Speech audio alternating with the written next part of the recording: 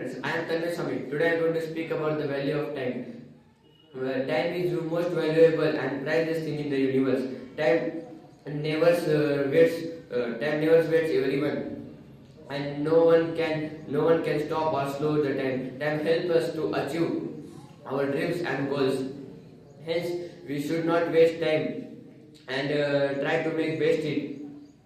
Try to make best it. The time is powerful. Time is so powerful.